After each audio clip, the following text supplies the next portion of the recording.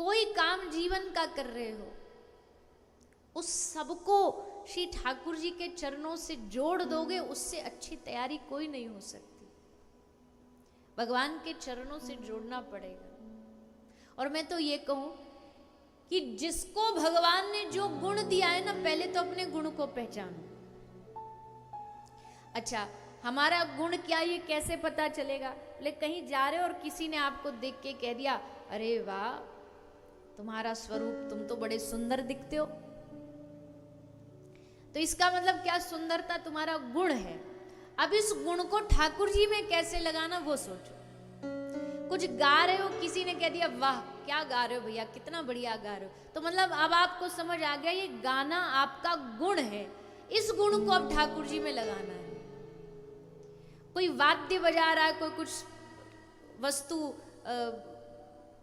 संगीत में कुछ बजा रहा है, किसी ने कहा बढ़िया गाते हो भैया, बढ़िया बजाते हो, उसको भगवान में लगाना है। और जब संसार वाले वाह कर दे ना, वो बड़ी बात नहीं। इसी गिरिराज जी में, गोवर्धन धाम में, एक सखा, भगवान के अष्ट सखाओं में कुम्मन दास जी, तो बाबा कुम्मन दास जी बड़े अच्छे संगीतज्ञ थे। इतना मधुर कंठ था कि श्रीनाथ जी रात को शयन भी उनके पद को सुन के सोते थे, उत्थापन भी उन्हीं के पद को सुन के, सारे जितने भी भगवान के सेवा के भोग राग सब कुम्मन दास जी गाते। इतने भारी संगीतज्ञ थे कि स्वामी श्री तानसेन का नाम आप सबने शायद सुना ही होगा, संगीतज्ञों में उनका नाम आता है। वो राग छेड़ते तो बारिश हो जाती, राग छेड़ते तो सब वातावरण बदल जाता। स्वयं तानसेन आकर के कुम्मन दास जी के पद सुना करते थे। अकबर को लाते थे, क्योंकि बादशाह भी संगीत का प्रेमी था, उसे ले आते, चल तुझे ब्रज लेके जाता हूँ। स्वामी हरदास जी के पास ले आते, कुम्मन दास जी के पास ले आते। तो ऐसी एक बादशाह को लेकर के आए श्री तानसेन जी कुम्मन दास जी के सामने। कुम्मन दास जी ने पद सुना। अब वो पद बादशाह को नहीं, वो तो अपने ठाकुर जी को सुना रहे थे। बादशाह सुन रहा था, तो सुन के बादशाह ने 3 बार बोल दिया वाह वाह वाह। बादशाह ने पद सुन के 3 बार वाह बोल दिया। अब तक कुम्मन दास जी आंख बंद करके पद, और जैसे वाह सुनी तो आंख खुली। अब हम गा रहे हैं और कोई वाह कर दे तो खुश होंगे कि दुखी होंगे? बोलिए ना सच्ची दिल से। कोई हम टूटा फूटा ही गा रहे हैं और कोई कह दे आहा कितना मधुर गाते हो, तो कितना बढ़िया लगेगा मन को। आहा, एक भजन गा रहे थे, अब 2 गा के सुनाएंगे आपको, खुश हो जाएंगे कि हमारी बड़ाई कर दी, हमारी प्रशंसा कर दी। और कुम्मन दास जी जानते क्या किया? कुम्मन दास जी ने जहाँ पन्ना पे वो पद लिखा था ना, उसको फाड़ा पन्ने को और ले जाकर के उसको यमुना जी में बहाया। क्यों? बोले ये पद मैंने अपने ठाकुर जी को रिझाने के लिए बनाया था, पर इस पर रीझ गया ये बादशाह, अब ये झूठा हो गया, अब ये भगवान को समर्पित करने योग्य नहीं, अब इसका कोई काम नहीं, लेके से बहा दो पानी में, आज के बाद नहीं गाएंगे इसको। वाह वाही होगी तो हमारे ठाकुर जी की होगी, वाह भी करेंगे तो यही करेंगे, दाद भी देंगे तो यही देंगे, क्योंकि हम सुना इनके ताई रहे, हम सुना इनको रहे, तुमको नहीं सुना रहे। ये भाव हमारे जैसे लोगों में नहीं है, पर ऐसे महापुरुषों, तभी तो श्री ठाकुर जी कुम्मन दास जी के पीछे पीछे घूमते, कुम्बना अरे कुम्बना मोकू अपने संग ले चल। यही गिरिराज जी के आगे आन्योर गांव है। आज जब हम गए ना गोविंद कुंड, वो आन्योर गांव ही है, वहाँ श्रीनाथ जी का भी मंदिर है। ये ब्रज का, ये गिरिराज जी के जितने भी, आन्योर नाम कैसे पड़ा? बोले जब ठाकुर जी को 56 भोग लगाया गया ना, तो ब्रज भाषा में भोग आते जा रहे हैं, और सारे ब्रजवासी और कन्हैया कह रहे हैं आन दो आन दो आन दो, मतलब और भोजन आन दो और भोजन आन दो, तो आन्योर नाम पड़ गया। जतिपुरा नाम पड़ा हमारे श्री माधवेंद्रपुरी। आज जिनके आप दर्शन करके आए हमारे साथ, जो लोग गए, वहां पर मुखारविंद के सामने माधवेंद्रपुरी जी की समाधि, तो उनको जति कहते थे। माधवेंद्रपुरी जी को, जैसे यति एक नाम होता है, यति को बदल करके जति हो गया। वहां माधवेंद्रपुरी पाद रहते थे, इसलिए उस स्थान का नाम जतिपुरा हो गया। फिर मुखारविंद तो आप जानते ही हो, मतलब गिरिराज जी का मुख है। आगे थोड़ा सा और बढ़ोगे ने को आगे और चले जाते, गोविंद कुंड थे, तो वहां पूछरी को लोठा। पूछरी मतलब वो श्री गिरिराज जी का पूछ है, मतलब अंतिम पड़ाव है वहां पर। मुखारविंद यहां से शुरू हुआ, क्योंकि गिरिराज जी का पूरा स्वरूप है ना, पूरा विस्तार से 7 कोस के श्री गिरिराज बाबा विराजमान है। तो ऐसे आन्योर गांव में कुम्भन दास जी रहते। कुम्भन दास जी रोज श्रीनाथ जी को जाकर के सेवा करते। सो एक दिन देखी कि ठाकुर जी को आज मोहड़ो उतर रहे हो, उदास है। जो भगवत प्रेमी होता ना, वो भगवान के मुंह देख के, मुख देख के समझ जाता कि आज कुछ गड़बड़ है। तो कुम्भन दास जी ने बोली, लाला तू आज बड़ो रूठो रूठो से लग रहे हो, कहा बात है? लाला बोले, कुंभना कहा बताऊं, आज मेरो मन ना लग रो। काय को मन ना लग रो तुम्हारो? बोले जतिपुरा में एक ब्रजवासिन रहती थी, ब्रजवासी मैया। ब्रजवासी मैया रहती थी, वहां ने सुनी कि या ब्रज में ठाकुर जी माखन की चोरी किया करते थे। तो वह ब्रजवासी मैया के मन में भाव जागो कि हे ठाकुर जी, आप सबन के घर जाके आपने चोरी करी, मेरे घर कब आओगे चोरी करने? श्रीनाथ जी मैं रोज जाती, कहती आज मेरे घर लाला तुम आ जाओ, चोरी कर जाओ, आज आ जाओ, चोरी कर जाओ। और ब्रजवासिन की बात तो भैया ठाकुर जी भी ना ठुकरा सके। आज हम कथा में एंट्री कर रहे, सो एक बाबा मिल गए, बोले सबन की जय बोलो, तुम कथा में ब्रजवासिन की ना बोलो। मैं बोली बाबा आज बोल देंगे। तो बोलो सब, बोलो सबरे 84 कोस के ब्रजवासिन की। हाँ, अब ब्रजवासिन को तसल्ली मिलेगी। हमको एक बात और ऐसे में स्मरण आ गई, क्योंकि व्यासपीठ से हमें नहीं बोला है, तो फिर अब उस बात को निभाना चाहिए। हमने कहा कि ब्रज में किसी भी वैष्णव का अपराध ना हो, किसी कोई कष्ट ना हो। पर हमको एक आध जगह से ऐसी थोड़ी सी खबर सुनने में आई। कल थोड़ा सा व्यवस्था बनानी थी, क्योंकि यहाँ एक कार्यक्रम भी था।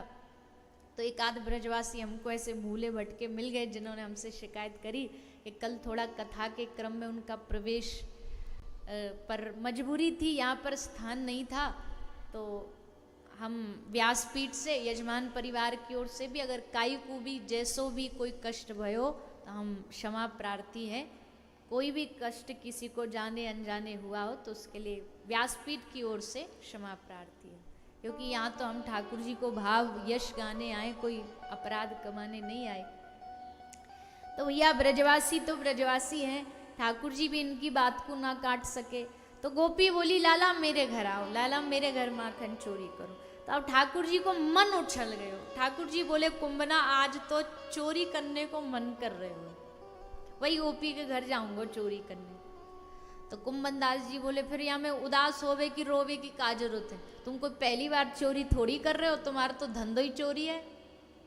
कर लो, जाओ, मन कर रहे हो तो उठो जाओ। श्रीनाथ जी बोले कुंभना तू बड़ो भोरो है, तो को ना पतो चोरी में मजा जब आवे जब 2-4 सखा संग हो, एक आध पहरेदारी पे खड़ो हो, एक आध थोड़ो हेल्प भी तो चाहिए ना। चोरी अकेले थोड़ी होती है, मदद चाहिए, काई की न का हेल्प चाहिए। जैसे श्रीनाथ जी ने कही तो कुंभन दास जी थोड़ो थोड़ो तो समझ गए कि आज इनके मन में कुछ भयानक खुरापाती चल रही है। तो कुंभन दास जी बोले देखो देखो सावधान, जो तुम सोच रहे हो कतई नहीं होगा ऐसो। श्रीनाथ जी बाबा बोले हम जो सोच रहे हैं आज तो वही होगा, आज तो वही होगा। आज तो कुंभना तो को मेरे संग चलना पड़ेगा चोरी करने। कुंभन दास जी बोले राम राम राम, मैं ठहरो बाबा जी, दिन रात सबरे ब्रज में मेरो नाम है कि ये श्रीनाथ जी को पद गा के सुनाओ, काई ने चोरी कर तो वह पकड़ लियो तो महाराज भयानक बेइज्जती आ जाएगी। ठाकुर जी बोले चाहे अब तो कछु भी हो, आज तो हमारे संग चलना ही पड़ेगा। तो कुंभन दास जी बोले लाला को सुख देनो है तो फिर तो जानो ही पड़ेगा, चलो कोई बात नहीं, चलो। आज कुंभन दास जी ले लठिया लाला के संग चोरी करने जा रहे हैं जतीपुरा में, आन्योर गांव में। और लाला के संग चोरी करने व सखी व गोपी के घर, ब्रजवासन के घर घुस गए। ठाकुर जी ने देखी कि भाई ठीके पे बड़ो मटका टंग्यो, मटके में माखन टंग्यो। ठाकुर जी की एकदम जीभ लपलपाई कि अब तो भैया माखन खाएंगे। ठाकुर जी पे रहो ना गयो, बोले कुंभना जल्दी ठाड़ो है जा, तेरे कंधा पे मैं ठाड़ो है कि माखन चुराऊंगो। तो कुंभन दास जी को नीचे ठाड़ो कर दियो और लाल जी वहाँ पे उनके कंधा पे ठाड़े है के और माखन चुराने लगे। अष्ट सखा की कथा में एक कथा आती है कुंभन दास जी के। और भैया विचित्र घटना कहाँ घटी कि ठाकुर जी तो एकदम बिजी हैं मक्खन खाने में, मजे ले ले के खा रहे हैं, आहा क्या स्वादिष्ट माखन है। तभी एक हल्की सी एक संदेह ठाकुर जी को भयो। संदेह का भयो, ठाकुर जी को जो कमर पे धोती को जो नाड़ो बंध रो ना, ठाकुर जी को लोगो कुछ कुछ ढीलो सो है रो है, बड़ी धोती एकदम लूज लूज सी है रही है। और अब धोती गिरने वाली है और धोती गिरी सो महाराज ये तो जय जय श्री राधे है जाएगो। नीचे कुंभना ठाड़ो है और हमारी धोती खिसक गई तो बेइज्जती है जाएगी। तो अब क्या करें, धोती हाथ से पकड़े कैसे, क्योंकि बिजी है माखन खाने में, दोनों हाथ तो वहां लगे पड़े, माखन में आनंद आ रहे हो। सो माखन भी ना छूटे और धोती भी ना छूटे, ये सोच करके माखन खाते खाते श्री ठाकुर जी ने चतुर्भुज रूप धारण कर लिए। दो हाथों से मक्खन और दो हाथ प्रकट करके दोनों हाथ से धोती पकड़ ली। और कुंभन दास जी की नजर ऊपर, दृष्टि ऊपर, सोई कुंभन दास जी को चार हाथ वाले चतुर्भुज ठाकुर जी का दर्शन हुआ। कुंभन दास जी के तो मानो हृदय में एक आनंद की लहर, आंखों से अश्रु। आज ठाकुर जी के चतुर्भुज रूप का दर्शन हुआ। अब आ तो गए लौटे, और जैसे लौटे मंदिर में भीतर घुसे कि ठाकुर जी बोले आज तुमको दो दो खुशखबरी मिली है। क्या खुशखबरी? एक तो हमारे चार हाथ वाले दर्शन करे, एक अभी अभी हमको खबर मिली है तुम्हारे घर में तुम्हारो बेटा भयो, लाला भयो तुम्हारे। कुंभन दास जी ने कही लाला ना भयो प्रभु, आपको दास भयो है। और कुंभन दास जी ने उसी समय वह को नाम रख दियो चतुर्भुज दास। कुंभन दास जी के लाला हैं, बेटा है चतुर्भुज दास जी। ये भी अष्ट सखान में से एक सखा है ठाकुर जी के। यानी चतुर्भुज दास को दर्शन करके चतुर्भुज दास नाम श्री कुंभन दास जी ने अपने पुत्र को रख दियो। ऐसे चतुर्भुज रूप के ठाकुर जी ने दर्शन कुंभन दास को कराए। सो भैया ये ऐसो ब्रजधाम है जहां श्री गिरिराज बाबा श्रीनाथ जी, जहां श्री लाडले ठाकुर श्याम सुंदर रोज नित्य लीला करते। आज जो संग गए आपने देखा, वहां मंदिर में हम गए, मनोहर दास बाबा सिद्ध बाबा की कुटिया में, वहां छोटे छोटे दो गिरिराज शिलाएं,